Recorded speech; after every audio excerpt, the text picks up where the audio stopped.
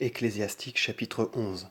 La sagesse de l'humble porte haut la tête, elle le fera asseoir parmi les grands. Ne loue point un homme pour sa beauté, et ne méprise point un homme pour son peu d'apparence. L'abeille est petite parmi les êtres qui volent, et son fruit est un principe de douceur. Ne tire point vanité de la richesse de tes vêtements, et ne t'enorgueillis pas en tes jours de gloire, car les œuvres du Seigneur sont admirables, et elles sont cachées pour les hommes. Nombre de rois se sont assis à terre, et un inconnu a porté le diadème. Nombre de grands sont tombés sans honneur, et leur gloire a passé en d'autres mains. Ne blâme pas avant d'être informé, réfléchis d'abord et alors tu puniras.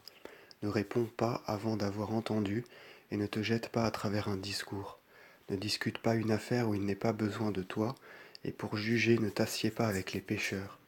Mon fils, ne fais pas beaucoup d'entreprises, car si tu t'enrichis, tu ne seras pas sans reproche, si tu poursuis, tu ne saisiras pas, et si tu t'enfuis, tu n'échapperas point.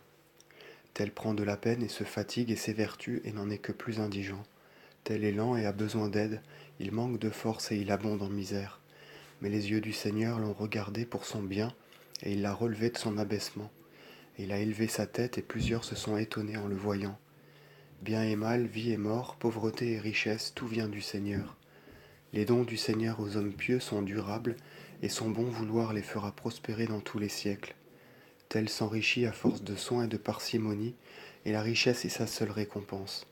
Et lorsqu'il dit j'ai trouvé le repos et je vais maintenant vivre de mes biens, il ne sait rien du moment qui va suivre, et tout à l'heure il laissera sa richesse à d'autres et il mourra.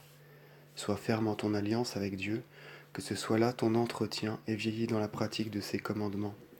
N'admire point les œuvres des pécheurs, mets ta confiance en Dieu et persévère en ton labeur, car il est facile aux yeux du Seigneur d'enrichir soudain un indigent. La bénédiction du Seigneur est le salaire des hommes pieux, et dans le court espace d'une heure il lui fait porter des fruits. Ne dis pas que me manque-t-il, quels biens me viendront désormais. Ne dis pas j'ai ce qui me suffit et en quoi désormais serais-je affligé. Au jour de la prospérité, on oublie tous les maux. Au jour de l'adversité, on ne se souvient plus des temps heureux. Or il est facile au Seigneur de rétribuer un homme au jour de sa mort selon ses voies. Il transforme en une plénitude de délices une heure d'affliction, et par la fin qu'il lui donne, il dévoile les œuvres de cet homme. Ne déclare personne heureux avant son dernier jour. Par ses enfants on reconnaîtra ce qu'a été un homme. N'introduis pas tout venant dans ta maison, car les artifices du trompeur sont nombreux. Telle est la perdrix dans sa cage, tel est le cœur du superbe lorsque, comme un espion, il médite la chute d'autrui. Car il dresse ses pièges, changeant les biens en maux, et il déverse le blâme sur les élus. Une seule étincelle embrase une multitude de charbons, et le pécheur fait le guet pour verser le sang. Tiens-toi loin du méchant, car il est l'artisan du mal, et crains qu'il ne t'imprime une tâche ineffaçable. Accueille un étranger, et il te pervertira et te jettera dans le trouble, et il te chassera de ton propre foyer.